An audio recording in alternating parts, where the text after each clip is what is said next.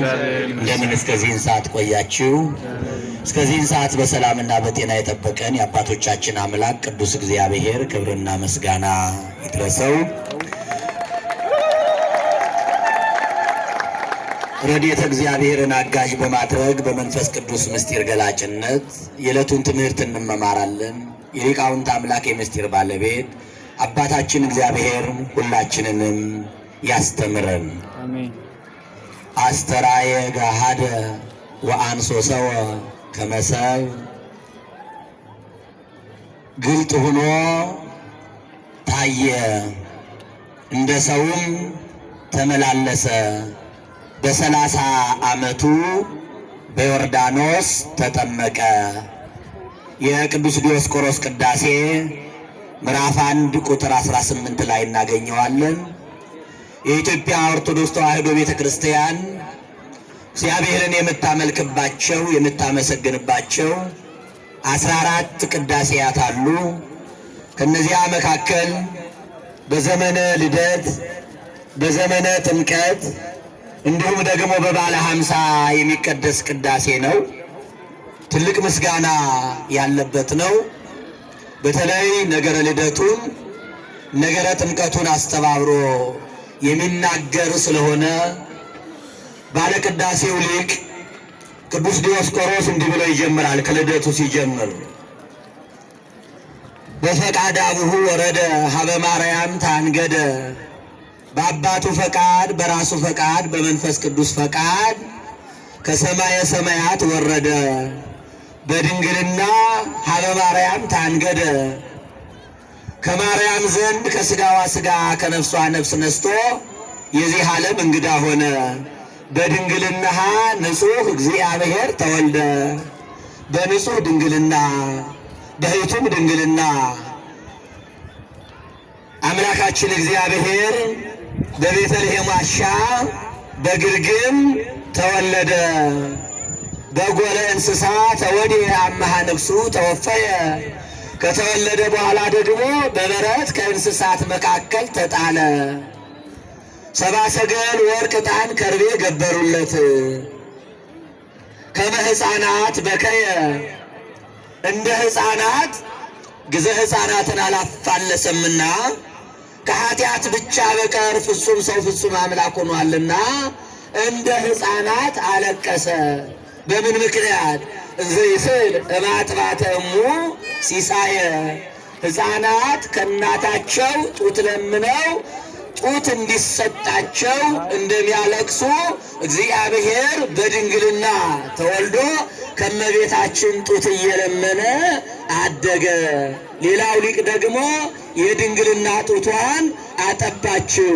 ልብሱ እሳት፣ ክዳኑ እሳት፣ አካሉ እሳት፣ ሁለንተናው እሳት ሲሆን ስታጠባው አላቃጠላትም፣ ስታቅፈው አላቃጠላትም። ሁለንተናው እሳት ሲሆን ኪሩቤል የሚፈሩት፣ ኪሩቤል የሚሰግዱለት፣ ኪሩቤል ቀና ብለው የማያዩትን ድንግል እሳተ መለኮትን አቀፈችው፣ ግን አላቃጠላትም።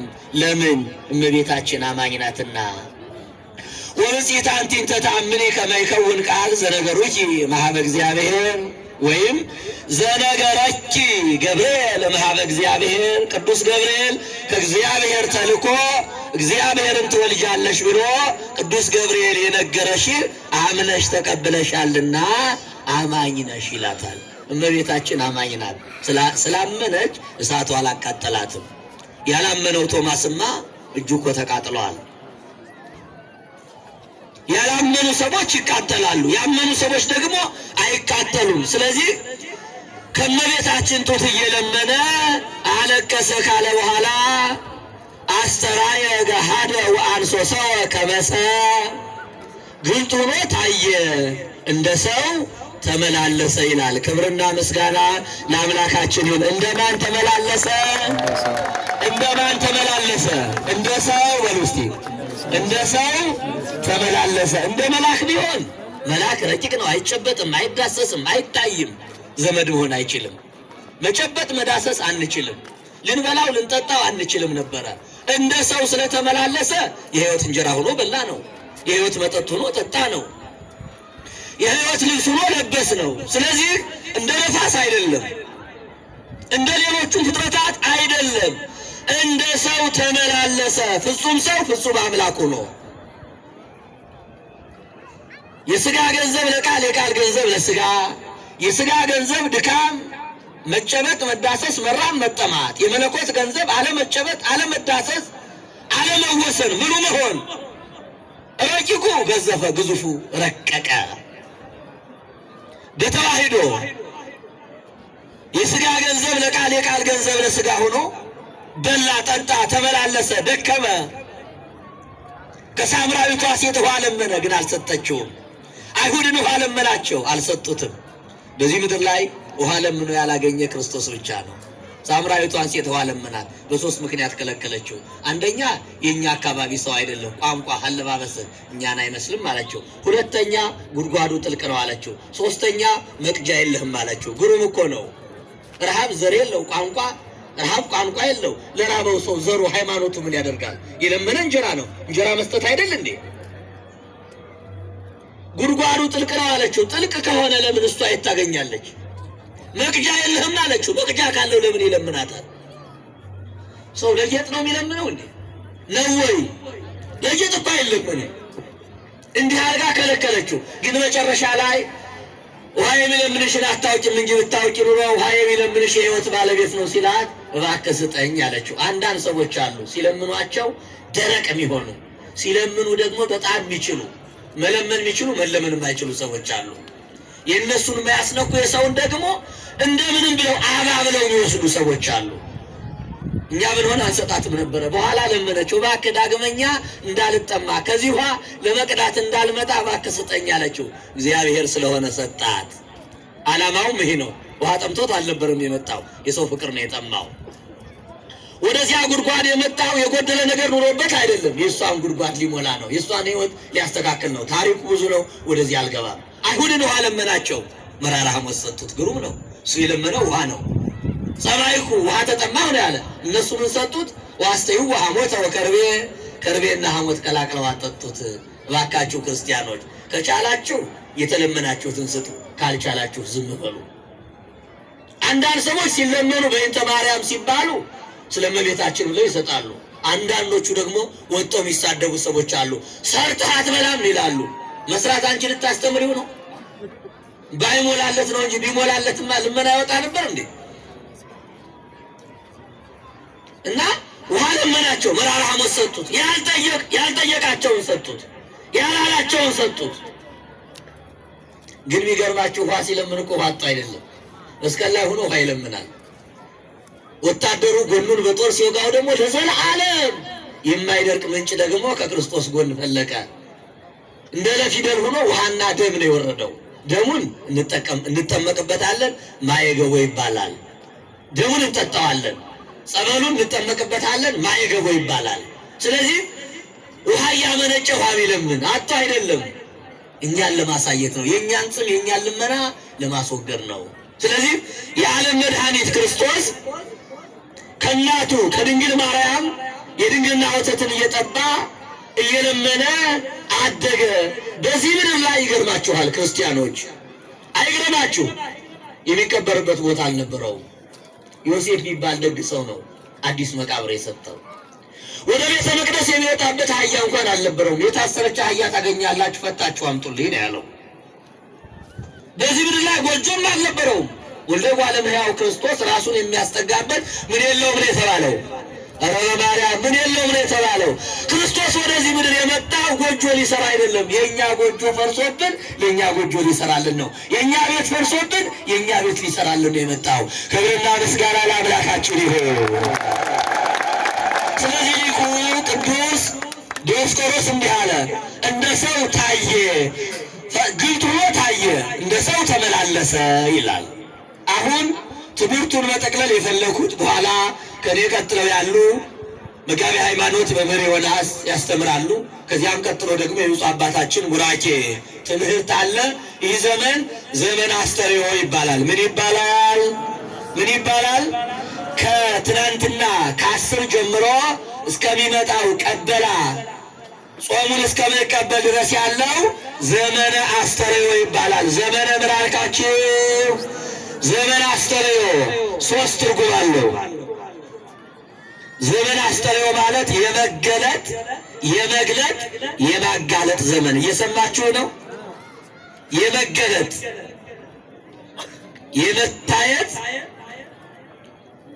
የመገለጥ፣ የመጨበጥ፣ የመዳሰስ ዘመን ነው። ሶስቱን ነገሮች ስናይ መገለጥ አለ፣ መግለጥ አለ፣ ማጋለጥ አለ። አጠቃላይ አስተርእዮ መታየት የሚለውን በብሉይ ኪዳን ዘመን ከአዳም ጀምሮ እስከ ክርስቶስ ድረስ እግዚአብሔር አምላካችን በብዙ ምሳሌ ታይቷል። ነቢያት አይተውታል፣ ካህናት አይተውታል። ግን በብዙ አይነት ነገር በእሳት አምሳል አይተውታል፣ በነፋስ አምሳል አይተውታል፣ በአንበሳ ምሳሌ አይተውታል፣ በተለያየ መንገድ አይተውታል። በብሉይ ኪዳን የነበረው የእግዚአብሔር መገለጥ በረድኤት ይባላል። በምን አልኳችሁ? በረድኤት በመልአክ አድሮ፣ በነቢይ አድሮ፣ በተለያዩ ነገሮች አድሮ እስራኤልን ይጠብቃቸው፣ ይረዳቸው፣ ይመግባቸው፣ ተስፋ ይሰጣቸው፣ ከመከራ ያድናቸው ነበር። እስራኤልን በሙሴ አድሮ ከመከራ አዳናቸው፣ ከልቅሶ አዳናቸው፣ ባህር ከፍሎ አሻገራቸው፣ መና ከሰማይ አውርዶ መገባቸው። ይህ ሁሉ በአዲስ ኪዳን ላለው መገለጥ ምሳሌ ይሆን ዘንድ በብዙ ምሳሌ፣ በብዙ ትንቢት፣ በብዙ ራእይ፣ በብዙ ሕልም፣ በብዙ መስዋዕት እግዚአብሔር ታይቷል፣ ተገልጧል። ሲጠቀለል በብሉይ ኪዳን እግዚአብሔር የተገለጠበት፣ እግዚአብሔር የታየበት በረድኤት ሲባል በነቢያት በካህናት አድሮ ሳይታይ፣ ሳይጨበጥ፣ ሳይዳሰስ፣ ሳይበላ፣ ሳይጠጣ በመላእክት እያደረ በመስዋዕት ደግሞ መስዋዕት ሲሰዉ በመስዋዕታቸው ላይ ታምር እያደረገ በድንኳኑ በደብተራ ድንኳን እየተገኘ እግዚአብሔር እስራኤልን ሲጠብቅ ሲረዳ ኑሯል። እግዚአብሔር በጊዜ የተገለጠበት አለ፣ በቦታ የተገለጠበት አለ። በጊዜ ምሽት፣ በምሽት ሰዓት፣ ቦታ በገነት ሰዎች አዳምና ሔዋን እግዚአብሔር ለአዳምና ሔዋን በምሽት ጊዜ ኮቴውን እያሰማ ታያቸው፣ ተገለጠላቸው። የሚገርም ጥያቄ ልንገራችሁ። አዳምን የት ነህ አለው። አዳም ወዴት ነህ አለው። ማን አለው? ምን አለው? አዳም ወዴት ነህ ሲለው አዳም ምን አለ? ምን አለ አዳም? ራቁቴን ስለሆንኩ ፈራው። ይገርማችኋል። ሰው ግራ መጋባት የጀመረው ዛሬ እንዳይመስላችሁ። ሰው የተጠየቀውን በትክክል የማይመልሰው ኑሮ ስለከበደው እንዳይመስላችሁ። ድሮ ጀምሮ ነው። አሁን አዳም የተጠየቀው ያለህበት ቦታ የት ነው ተባለ። ምን ብሎ መለሰ? ምን ብሎ መለሰ? ራቁቴን ስለሆንኩ ፈራሁ። ምን ለብሳል ብሎ ጠይቆታል እንዴ? እግዚአብሔር የጠየቀው ጥያቄና አዳም የመለሰው መልስ በጣም ሩቅ ነው። ለምን መሰላችሁ? መልሱ ሩቅ የሆነበት ምክንያት ነገረ ድህነት 5500 ዘመን ርቀት መኖሩ፣ እግዚአብሔርና አዳም የሚገናኙበት ዘመን ሩቅ መሆኑን ለማሳየት ነው። ራቁቴን ስለሆንኩ ፈራሁ አለ። ስለዚህ ተገልጦ የንስሐ ጊዜ ሰጥቶታል፣ ተስፋ ሰጥቶታል፣ አጽናንቶታል፣ ወርዶ ተወልዶ እንደሚያድነው ነግሮታል። ስለዚህ በአጠቃላይ በብሉይ ኪዳን የነበረው መገለጥ ይህን ይመስል ነበረ። በአዲስ ኪዳን ያለው መገለጥ አሁን የምናየው ዘመን አስተርእዮ የመገለጥ፣ የመግለጥ፣ የማጋለጥ ዘመን የምንለው ግን ፍጹም ሰው ሆኖ እየበላ እየጠጣ እየተጨበጠ እየተዳሰሰ የቅጠል ፍሬ እየለመነ ውሃ እየለመነ ሰርግ ቤት እየተገኘ ከኃጢአት ብቻ በቀር እኛን መስሎ ሰው ሆኖ እኛን ሰው ለማድረግ ለአርአያነት፣ ለአብነት፣ ለምሳሌነት ያስተማረው ስለሆነ ፍጹም መገለጥ ይባላል። በቴዎሎጂ ትምህርት በጣም መገለጥ የሚለው ብዙ አይነት አለ። ብዙ አይነት ክርክሮች አሉ። ይህ ክርክር ለእናንተ አይጠቅማችሁም። ወንበር ላይ ቁጭ ላሉ ሰዎች፣ ለሚማሩ ሰዎች፣ ለሚመራመሩ ሰዎች፣ ለሚጽፉ ሰዎች ያሊያም ደግሞ ኮርስ ላይ እንዲህ አይነት ይጠቅማል።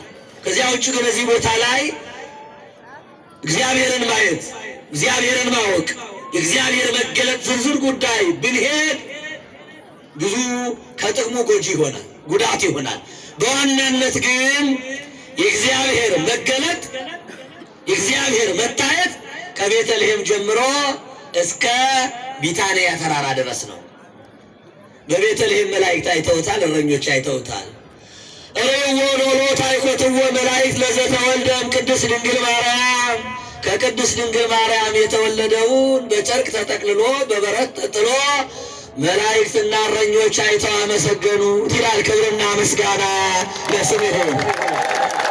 በአካል ነው ያዩት፣ በዓይነ ሥጋ ነው ያዩት፣ በረድኤት አይደለም። ፍጹም ሰው ሆኖ እያለቀሰ አዩት፣ ተገልጦ አዩት። እረኞች አመሰገኑት፣ መላእክት አመሰገኑት። ሁለተኛው መገለጥ በጥምቀት በዮርዳኖስ ተገልጦ ዮሐንስ ሲያጠምቀው እሱ ሲጠመቅ በአካል በዮርዳኖስ ቁሞ ሲጠመቅ ዮሐንስ አይቶታል።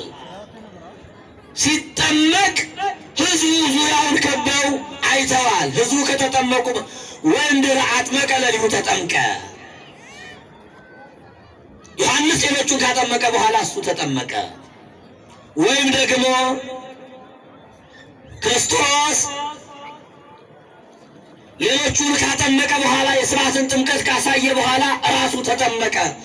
ለነቢያት የጥምቀትን ሥርዓት ምሳሌ ከገለጠ በኋላ የመጨረሻውን የሐዲስ ኪዳኑን የጥምቀት ምስረታ ራሱ አሳየ ማለት ነው። ስለዚህ ተገለጠ፣ ታየ። በደብረ ታቦር ተገልጧል፣ በደብረ ዘይት ተገልጧል፣ በቀራንዮ ተገልጧል፣ በትንሣኤ ተገልጧል። ዓለም እያየ ወደ ሰማይ አርጓል፣ ታይቷል። እንደገና ሊወስደን ይመጣል። ስለዚህ መገለጥ፣ የእግዚአብሔር መገለጥ ከእመቤታችን ከሥጋዋ ሥጋ ከነፍሷ ነፍስ ነስቶ መታየት ማለት ነው። መግለጥ ማለት ደግሞ እግዚአብሔር ታይቶ ምስጢር ገለጠልን።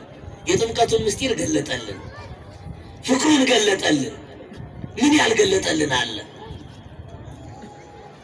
ወንጌልን፣ የፍቅር ሕግ ወንጌልን ገለጠልን፣ እንድናየው ዓይናችን ገለጠልን።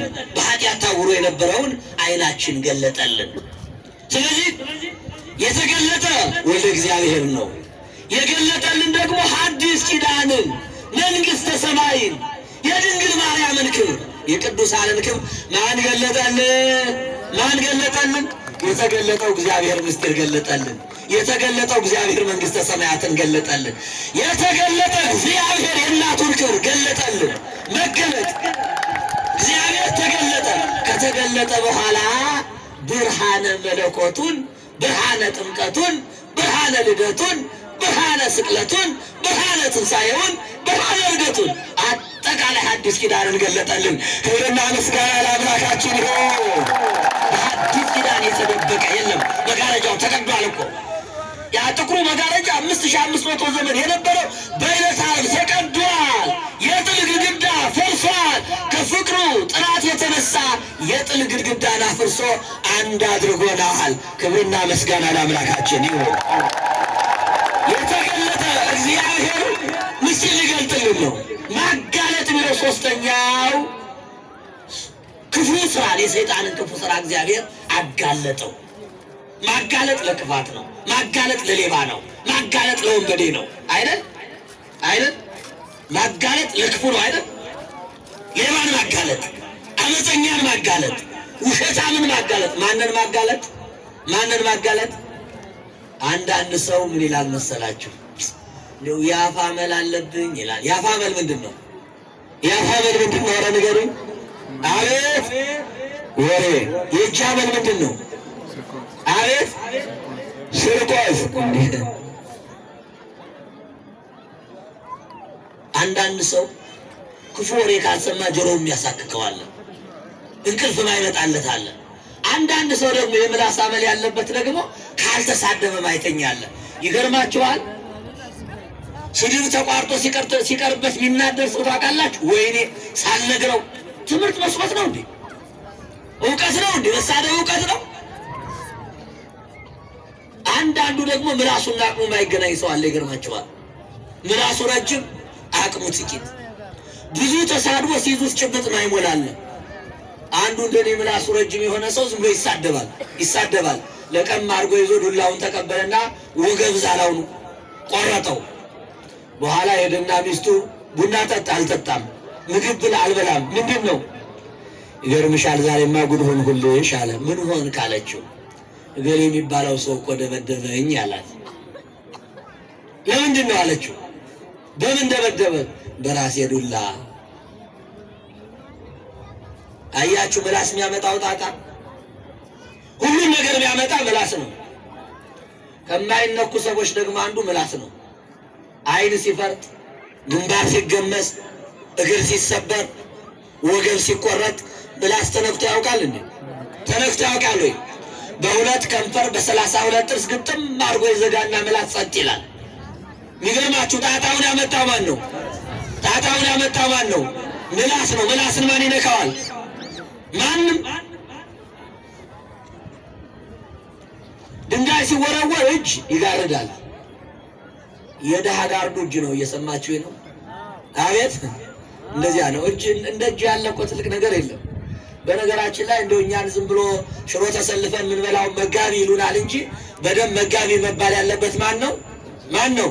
እጅ ነው መጋቢ መባል ያለበት። ቀጥሎ ደግሞ እናቶቻችን ናቸው መጋቢ መባል ያለባቸው፣ አሳምራቸው የምትመግቡ። ስለዚህ መመገብ ቃል እግዚአብሔር በመመገብም መጋቢ ይባላል። ነገር ግን ምላስ ጣጣ ያመጣል። እሳት ተብሏል፣ ጫካ የሚያቃጥል። ስለዚህ ምላስን ሰውነትን መግራት መግዛት ይገባል።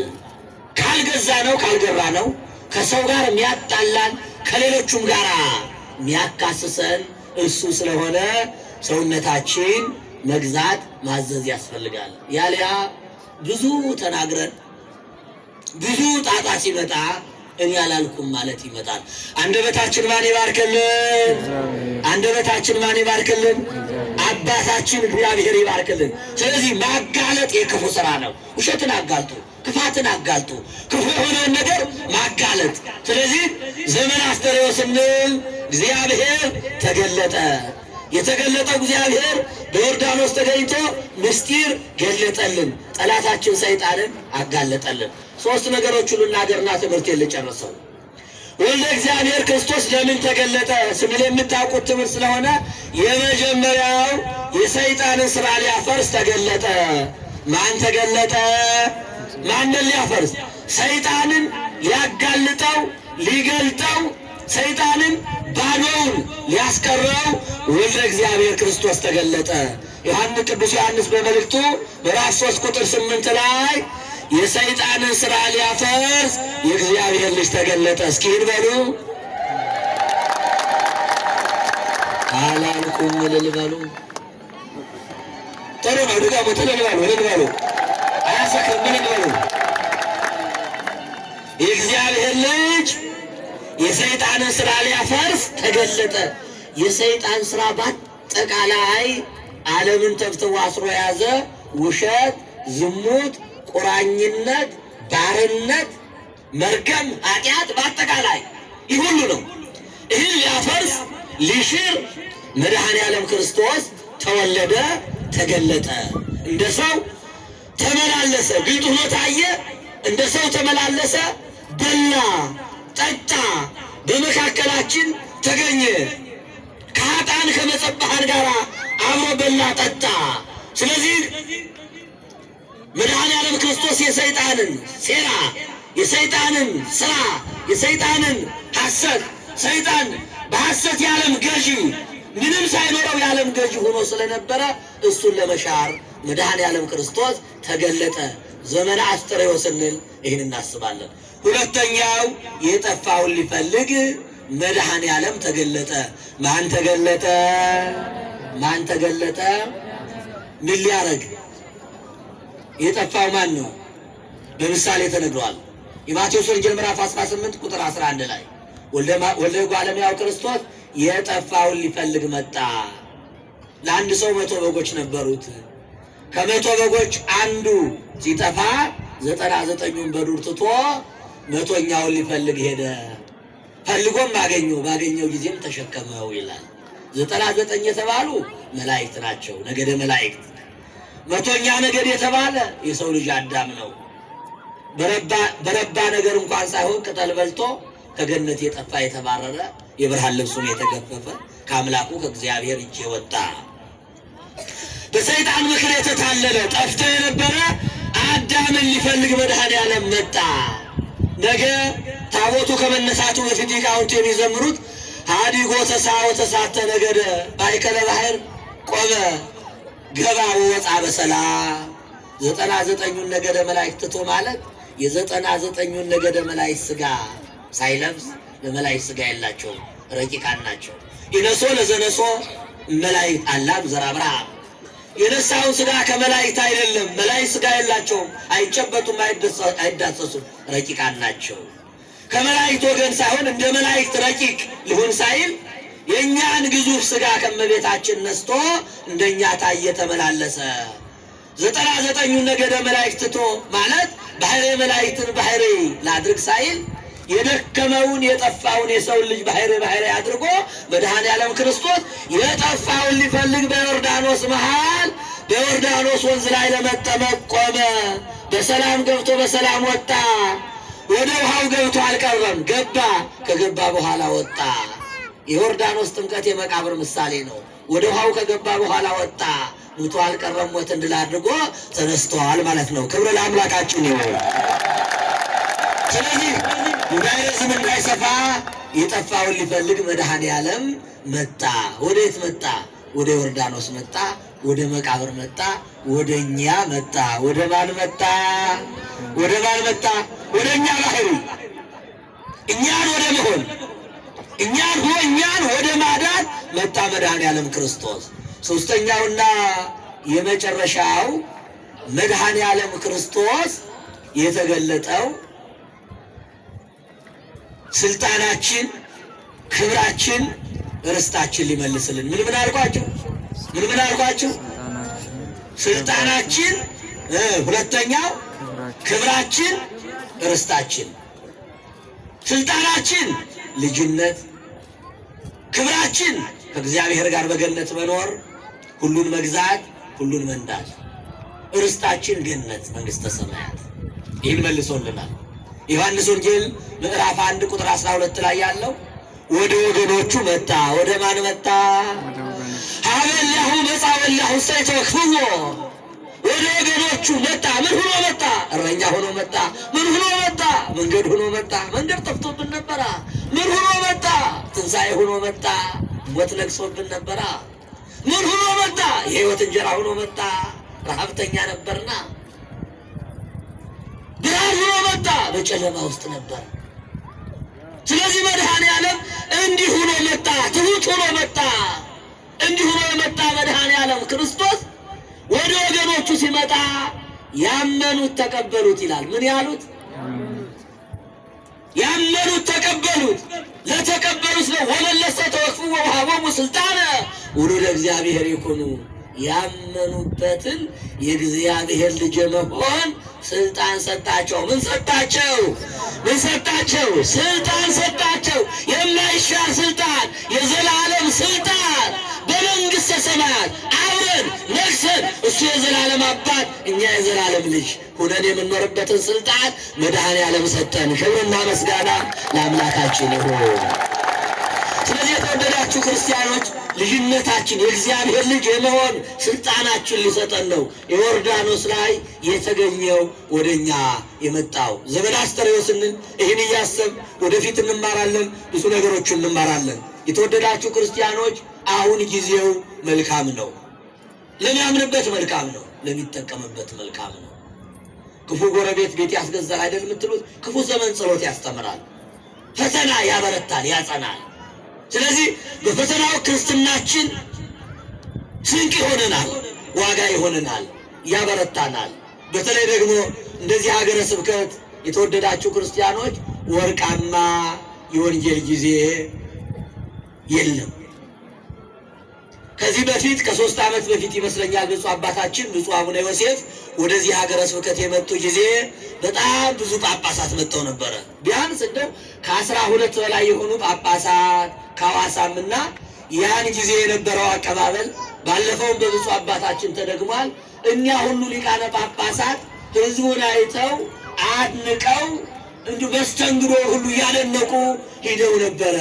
ያ የአባቶች ጸሎት፣ የአባቶች በረከት፣ የእናንተ እንግዳ አቀባበል እንደው ሰው ምለም፣ አካባቢው ምለም፣ ቦታው ምለም መሆኑ ደግሞ እግዚአብሔር ያን ሁሉ ጸሎት የአባቶቹን ጸሎት ተቀብሎ ደግሞ ዝቅ ብለው እንደናንተ ሆነው ከናንተ ጋራ በእናንተ ቋንቋ በእናንተ ልክ ነው የሚያገለግሉ። እኔ ያ ጸሎት ያ የእናንተ ፍቅር ያ ጉጉት ብፁዕ አባታችንን አስገኝቷል እላለሁ። እሳቸውን የሰጠን አባታችን ክብርና ምስጋና ለስሙ ይሁን።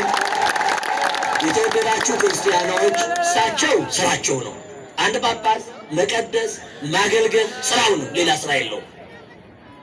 በዚህ ስራቸው እንዲጸኑ እናንተ ስራ እንዲያሰሩ እኛን ስራ እንዲያሰሩ ምን እንታዘዝ እያል የእሳቸውን መመሪያ እያከበርን እንድንሰራ እንጂ አንድ ጳጳስ ቀደሰ ወንጌል አስተማረ ብለን ለማመስገን አይደለም። እሳቸውን ቅድም እየተቆጡ ነበር። ዓላማው ይህ አይደለም። ከሀገረ ስብከቱ ሰራተኛ ጀምሮ ከካህናቱ ከአድባራቱ ከገዳማቱ ከሰንበት ትምህርት ቤት ጀምሮ የወደቁት እንዴት አድርገን እናንሳ፣ የጠፉት እንዴት አድርገን እንፈልግ። የተወሰኑ የጠፉ እህቶች እኮ አሉ፣ የጠፉ ወንድሞች እኮ አሉ፣ የጠፉ አባቶች እኮ አሉ። ከቤቱ ነው የጠፋሉ፣ ጎረቤቱ ነው የጠፋሉ፣ ጫካ ገብተው የጠፋሉ። እነዚያን እንዴት አድርገን እንፈልግ፣ እንዴት አድርገን ፍቅር እናሳያቸው፣ እንዴት አድርገን እናስተምራቸው ብለን እሳቸው ባወጡልን መንገድ አብረን እንድናገለግል ነው ክርስቲያኖች የምንነግራቸው። ስለዚህ እንደው አንዳንድ ጊዜ መጥፎ ነገርን አትጥሉት ክርስቲያኖች። መጥፎ ነገር ከሌለ ጥሩ ነገር የለም። ባለፈው አሁን ነው የመጀመሪያዎቹ ጳጳስ የተሾሙ ጊዜ በጣም ሀገር አልቅሶ ነበር፣ ብዙ ነገር ብሎ ነበረ። መጨረሻ ላይ ጨለማ ይመጣና ከጨለማ በኋላ ምን አለ? ምን አለ? ከጨለማ በኋላ ምን አለ? ያ ጨለማው ካለፈ በኋላ በልካችን የሚያገለግሉ ቤተክርስቲያኒቷን ለክተው የሚያገለግሉ ብፁዕ አባታችንንና እንደ ብፁዕ አባታችን ያሉ አገልጋዮቹን ያ የጨለማ ክፉ ዘመን ያለው ጥቁር የለበስንበት ቀን ብርሃን የሆኑ አባቶችን ወልዶልናል። ልጅ እኮ የሚወለደው በምጥ ነው ክርስቲያኖች፣ በምጥ እኮ ነው። ክርስቶስ እኮ መስቀል ላይ ሆኖ እኮ በምጥ እኮ ነው የወለደን። እየጮኸ እኮ ነው የወለደን። እንዴ ሳይጮህ አልወለደንም እኮ እየጮኸ ጎኑ ላይ ጦር እየሰካበት እየጮኸ ከራሱ ላይ የሾህ አክሊል ተደፍቶ ተሰክቶበት እኮ ነው የወለደን ክርስቶስ። እጁን ታስሮ እኮ ነው የወለደን። ምጥማ አስፈላጊ ነው። ምጥማ ከሌለበት ልጅም ልጅ አይሆንም። እናት መሆኗ በምን ይታወቃል? በምጥ ነው። ስለዚህ አንዳንድ ጊዜ በክርስትናችን ምጥ ሲመጣ ጠንክሩ። መልካም ልጅ ይወለዳላ፣ በጎ ልጅ ይወለዳላ፣ የሃይማኖት አርበኛ ይወለዳል። ስለዚህ የተወደዳችሁ ክርስቲያኖች ይህን እድል ይህን አጋጣሚ መልካም ወርቃማ እድል ተጠቅሞ ወንጌል መማር፣ ቤተክርስቲያኖቹን ማልማት፣ ምዕመናንን በወንጌል ማልማት ይገባል። ይህን የምንላችሁ ለብፁዕ አባታችን አይደለም፣ ለሌላውም ለእግዚአብሔርም ለራሳችሁ ነው። ለጠቅላይ ነገር ልናገር። 2 የሀብታም ውሾች ነበሩ። የማን ውሾች አልኳችሁ? የሀብታም ውሻ ይገርማቸዋል። በጣም የደለበ በሬ ነው የሚመስል። የሀብታም ዘበኛ ደረቅ ዳቦ ነው የሚበላ። የሀብታም ውሻ ስጋ። ለውሾች ስጋ አምጣላቸው ይላል እሱ ደረቅ ዳቦ እየሰጠ። ዛዳ ላይ ቆጥ ላይ ይሆንና እንደ ዶሮ ቆጥ ላይ ወጥቶ የውሻውን ስጋ እያየ ይናደዳል። እንዲህ ነው የሚያደርግ። መቼም ከባድ ነው አይደል? የድመት ስጋ እየገዛ ለውሻ ስጋ እየገዛ መቼም ረድኤት ጥሩ ነው። እመቤታችን ለውሻ ውሃ ጠጣ ነው ሮሪተ ልብ የተባለችው። አዘክሪ ድንግል በርኅራኄ ኬጹም ማየ ከማስተኪዮ ለስሙ ከን ድንግል ሆይ ራሪልኝ ይላል ደራሲው። ለተጠማ ውሻ እንድራራሽ እኔም ከውሻ አልከፋምና ስምሽን እጠራለሁና ሳሌለነ ቅድስት እላለሁና ከውሻ የከፋ እንደ ውሻ የከረፋ እግር ቢኖርብኝም ከክፉ ግብሬ በአማላጅነትሽ አድኝኝ ይላል። ታድነን እመቤታችን። እና መራራት ጥሩ ነው፣ ግን ወንድምህን ውደድ እንጂ ውሻ ውደድ አላለም። ወንድምህን ቢራባ ብላው ቢጠና ጠጣ አለ እንጂ ውሻ አንድነትህን አላለም። ያ ሰብአዊ ርኅራኄ ነው። ከዚያ በኋላ ነው ወንድምህን ወደህ ወንድምህን አበልተህ ወንድምህን አልብሰህ ነው እንጂ ያ የምታረገው ሰብአዊ ርኅራኄ ይሆንልሃል። ጽድቅ ሆኖ ግን አይቆጠርልህም። እና ሀብታም ውሻ በጣም ትልቅ ነው እና ይጮሃል። ድሃ ውሻ የለውም። መከራ ከመጣበትም ውሻ ሳይሆን የሚጮህለት ራሱ ነው የሚጮኸው ማርያምን። እና እነዚህ ሀብታም ውሾች እነሱም ስጋ እየበሉ እንደው ደለቡና ተመችቷቸው አይ አሁን በኋላ መጮህ ማቆም አለብን አሉ። ምን አሉ? መጮህ ማቆም አለብን አሉ። እኛ አንዳንድ ጊዜ ቅዳሴ አላስቀድስም፣ ጸሎት አላረግም። ለቄሶች እየመሰላችሁ ነው እንዲህ ይላል። ቤተክርስቲያን አልሄድም። አንድ ሰው ሲያስቀድስ፣ አንድ ሰው ሲጾም፣ አንድ ሰው ቤተክርስቲያን ሲሰራ፣ አንድ ሰው ወንጌል ሲማር ለጳጳሱ፣ ለካህናቱ፣ ለሰንበት ትምህርት ቤት የሚመስለው አለ። ተው እንደዚህ አይደለም። ናንጮህም አሉ ውሾች። ዝም አሉ ጸጥ ብለው። የሰፈር ሌባ እኒህ ውሾች ዝም ካሉማ ከሌሉም አለና አጥር ጥሶ ሌባ ሊሰርቅ ይገባል። እና ውሾች በየቀኑ ይታጠባሉ። አንዱ ነጭ ነው፣ አንዱ ጥቁር ነው። ሙክት በግ መሰላቸውና ሁለት ሌቦች ውሾችን ተሸክመው በሌሊት ላጡ። አንጮህም ብለዋል ውሾች በራሳቸው። ካልጮሁ ደግሞ ውሻነታቸውን አቁመዋል። ምናቸውን አቁመዋል? ምናቸውን አቁመዋል? ውሻነታቸውን አቁመዋል። ውሻነታቸውን ስላቆሙ ወደ በግነት ስለተቀየሩ፣ ወደ ፍየልነት ስለተቀየሩ ሌቦቹ እየተሸከሙ ወሰዱና ከራሳቸው ግቢ ጣሉና ሚስቱን ቀስቅሶ ጠዋት ዛሬ ለበዓል ለጥምቀት የሚሆን ለልደት የሚሆን ምን የመሰለ ሙክት አምጥቼልሻለሁ፣ ጠዋት አራጅ አምጥቼ አሳርድልሻለሁኝ፣ አንቺ ወጥተሽ ጠዋት ዱለቱን እንላለን አለ። ወየው አለማወቅ አይሆዳም ሰው። ጠዋት ብድግ ብሎ አራጅ ጠርቶ ያያል። ምን የመሰለ ጥቁር ውሻ፣ የደለበ ነጭ ውሻ። ተናደደ ሌባው። ሚስቴን አጓጉቼ ልጆችን አጓጉቼ ሰርቆ የሚያበላ ሌባ እንዴት አይነት ሌባ ነው? ከዚያ በኋላ ተናደደና ውሾቹን እግራቸውን ሰብሮ አንተ ርኩስ፣ አንተ ነው ተሸክሜ ዋልኩኝ፣ ምን አባህ ነው ማጮህ? ጩህ! እግሩን አልጮህም ውሾች ደግሞ በራሳቸው። መጨረሻ ላይ ሰብሮ አመጣና ከዚያ ግቢ ወስዶ ጣላቸው። ከዚህ ግቢማ እንትን አልቀልብም ብሎ ወስዶ ጣላቸው። መጨረሻ ላይ ውሻው ምን ቀዩና ነጮ ምን ጥቁሩና ነጮ ምን ተባሉ መሰላችሁ? ለካ እስካሁን ስንጮህ የኖር ነው ለራሳችን ነው፣ ለሰው መስሎን ነው። አለመጮኻችን ጎዳን አሉ ክርስቲያኖች። አለመማራችን ይጎዳን እኛን ነው።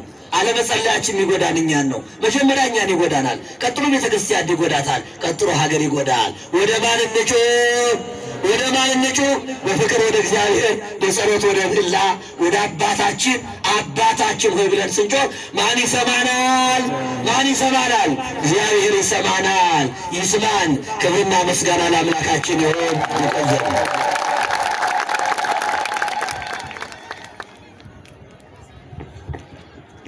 አንሶ ሰዋ ከመሰብ እንደ